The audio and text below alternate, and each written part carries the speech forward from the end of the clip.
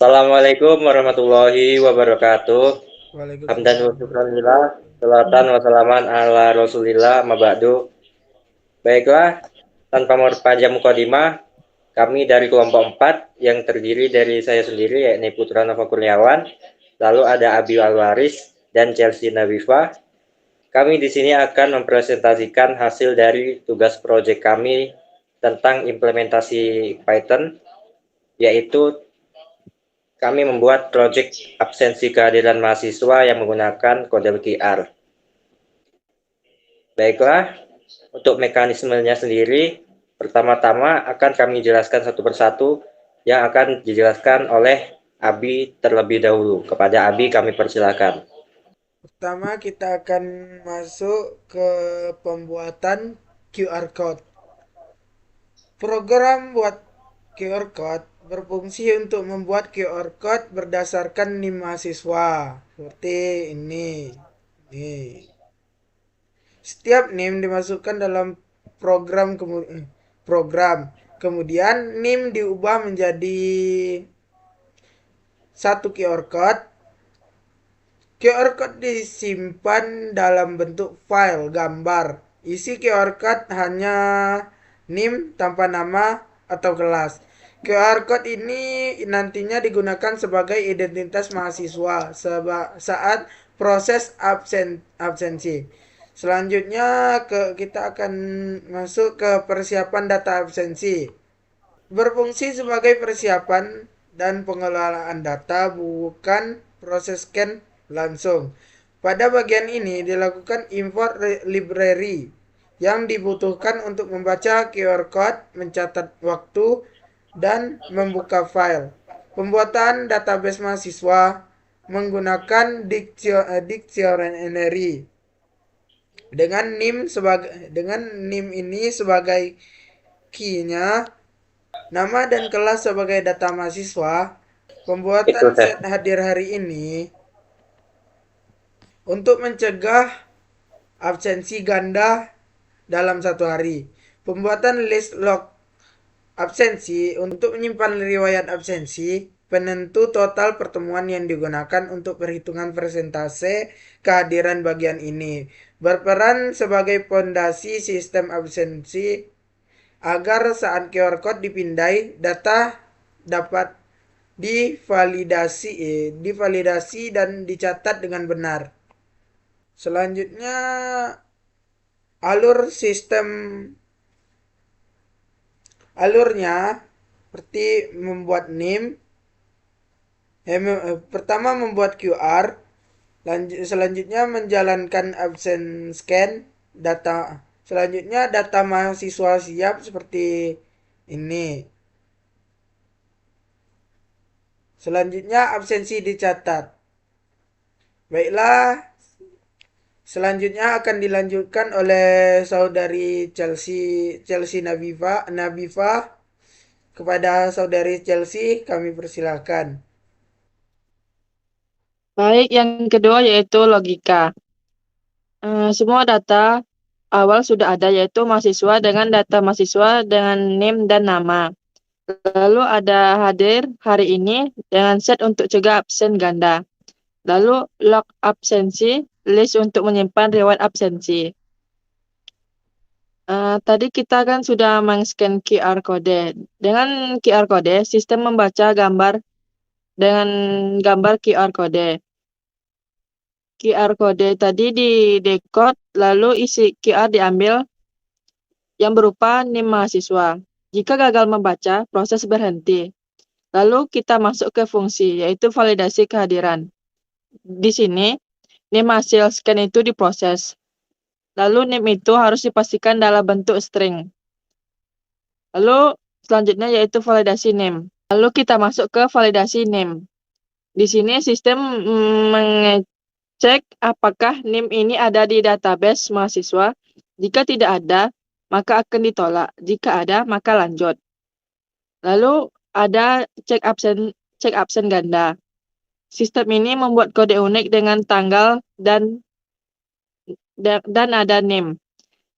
Di sini akan dicek dalam set hadir hari ini. Jika sudah ada, ditolak. Jika belum, maka akan lanjut. Lalu masuk ke validasi waktu absensi. Di sini sistem itu akan membandingkan jam sekarang dengan menentukan status, tepat waktu, terlambat, ditolak, atau di luar jam. Jika di luar jam, proses berhenti. Lalu simpan data absensi. Kode unik dimasukkan ke hadir hari ini. Data absensi dibuat dalam bentuk tuple, lalu disimpan ke log absensi. Selanjutnya, tampilkan hasil absensi itu, maka sistem akan menampilkan nama mahasiswanya, status kehadiran, jam dan tanggal. Lalu lihat log absensinya. Jika fungsi data log dipanggil, maka log ditampilkan dari yang terbaru. Selanjutnya yaitu laporan analisis. Sistem melakukan loop semua data mahasiswa, lalu menghitung jumlah hadir dan menghitung persentase kehadiran. Selanjutnya ada ketentuan kelayakan ujian. Presentasi dikirim ke fungsi, yaitu dengan sistem kelayakan ujian. Dengan menggunakan Medcast, lalu menghasilkan status dengan aman ujian, perlu perhatian, tidak bisa ujian. Lalu dengan hasil akhir yang ditampilkan yaitu ada nama dan NIM mahasiswa, persentase kehadiran, dan status kelayakan ujian. Selanjutnya akan disambung oleh rekan saya yaitu Putra. Baik, saya akan melanjutkan materi yang telah disampaikan oleh Chelsea tadi. Untuk selanjutnya, kita akan coba jalankan program kita. Pertama-tama dari logika dan database yang telah disampaikan oleh Chelsea dan Abi, kita bisa ambil. Pertama, kita buat statement if name sama dengan main. Itu adalah agar antara fungsi dan database dengan instruksi utama kita terpisah. Lalu kita buat while true, itu agar program kita berjalan terus-menerus. Setelah kita masukkan print dengan perintah-perintah outputnya, kita berikan user untuk memberikan input, di mana input itu adalah pilihan yang akan kita buat if-nya lagi nanti. Nah, untuk statement pertama, kita buat jika user memasukkan pilihan 2 atau pilihan dengan string manual, yaitu dengan kita memakai fitur lower, di mana input itu menjadi huruf kecil, dia akan menampilkan hasil baca. Hasil baca ini adalah input yang kita masukkan manual atau NIM. Yang kita gunakan fitur strip juga agar tidak dimasukkan spasi di dalamnya. Kemudian jika kita tidak memilih nomor 2, misal kita memilih nomor 4, dia akan memberhentikan program dengan mengprint program ditutup sampai jumpa. Lalu jika kita memilih pilihan nomor 3, yaitu scan, dia akan memanggil library yang telah dibuat Abi tadi, atau library namanya CV2. Dia akan membuat rute, membuat jendela untuk kita memilih kode QR yang tersimpan di dalam folder sistem kita. Dengan nama variabelnya itu nama file path, kita panggil fiturnya file dialog, scope file name, itu lalu kita memilih gambar QR yang telah kita buat. Lalu setelah kita ambil data tersebut, scroll lagi, Bi. Statementnya adalah jika kita berhasil memakainya, maka kita akan membaca isinya. Jika tidak, kita akan batal memilih file dan akan continue untuk melanjutkan instruksi berikutnya. Setelah kita baca hasilnya,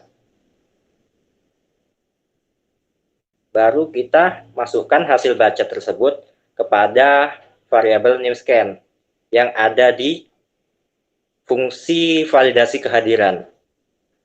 Nah, jika sudah, maka kita akan lanjut ke statement berikutnya. Misal kita memilih pilihan 3 atau pilihan laporan, kita memanggil fungsi yaitu laporan analisis.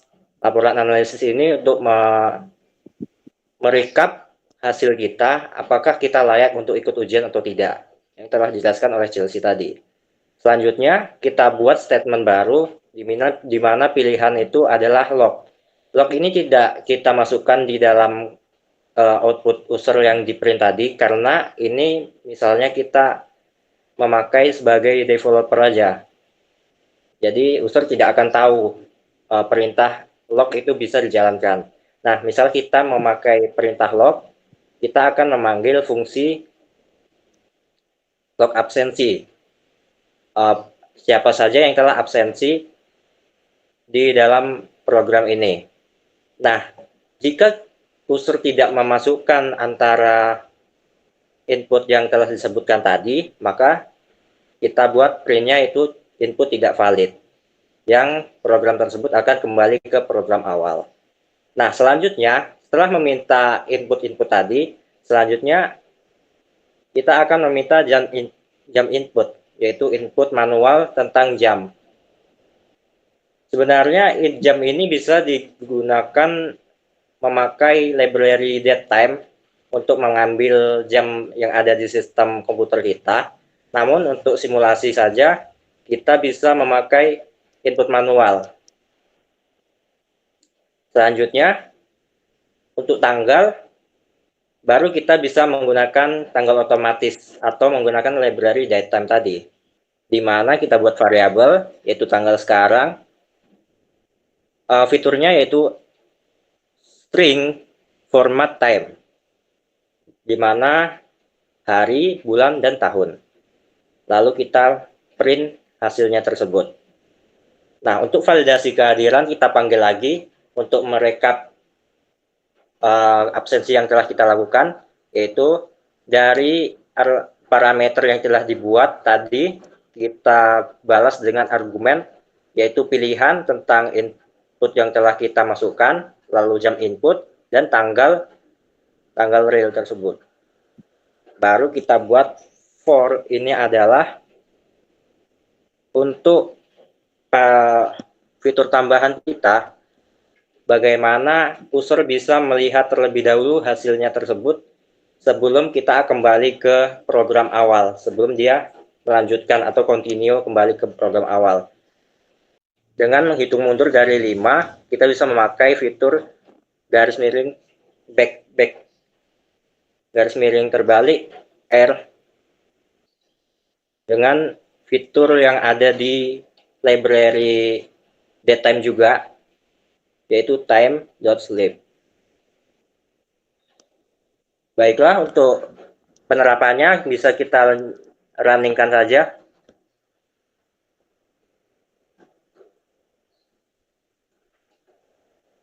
Nah, jika kita ketik 1 atau ketik 1 misalnya,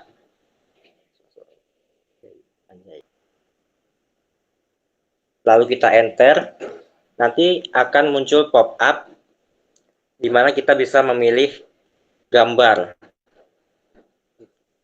yang ada di dalam file berkas kita. Kita pilih saja, lalu kita open. Baru dia akan membaca otomatis QR kita. Dan dia meminta jam input, karena kita tidak memakai library datetime. Misal kita tulis 08.00, lalu enter, dan dia akan memproses name kita, yaitu sukses.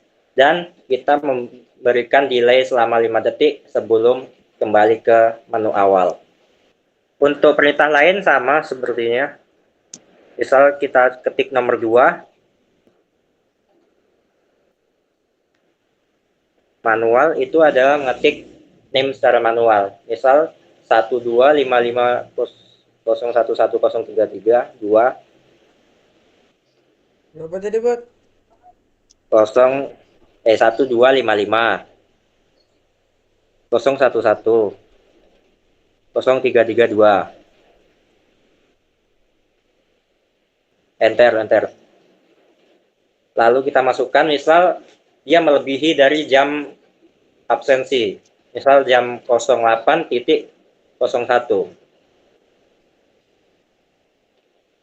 Lalu enter, dia akan terdefinisi sukses namun statusnya terlambat karena dia melebihi jam 8. Untuk mengecek absensi yang telah masuk, kita bisa memasukkan kode rahasia tadi, yaitu log, tulis log. Kita enter. Nah, kita bisa melihat absensi yang telah masuk. Tadi ada Abi jam 8.00 dan Putra Nova Kurniawan jam 08.01. Nah, untuk kembali ke menu, kita tutup dengan menekan enter lagi. Coba kita masukkan scan yang lain, ketik satu lagi, kita pilih name yang lain, misalnya name punya Chelsea.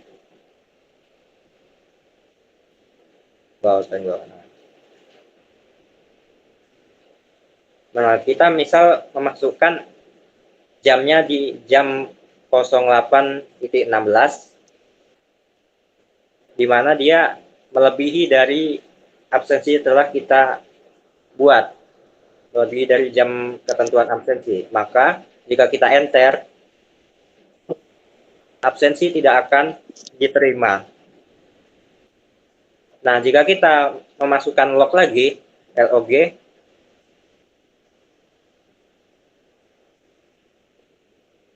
enter, dia tidak akan masuk di dalam log kita, atau dianggap tidak akan hadir pada hari itu. Lanjut ke menu selanjutnya, yaitu laporan yang ketiga. Enter. Nah, ini adalah rekapan dari absensi kita. Semisal kita sudah mengikuti absensi selama 16 pertemuan, kita buat presentasi kehadiran kita dalam kategori tertentu, itu akan statusnya cukup, bisa juga sangat baik. Namun karena kita di sini absennya baru sekali, makanya dia statusnya masih kurang dan tidak bisa ujian. Baik, untuk selanjutnya kita ketik enter saja. Untuk pilihan keempat, yaitu exit,